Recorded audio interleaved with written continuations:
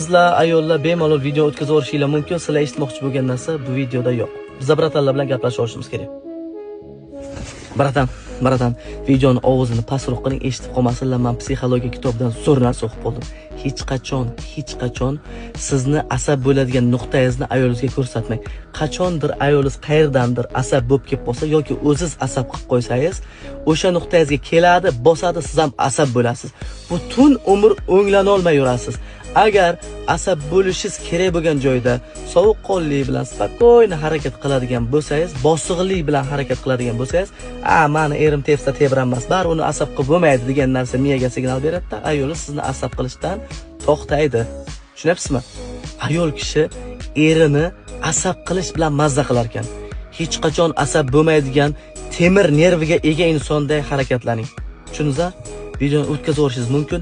Men aytganim hech kimga aytmang. Iloji bo'lsa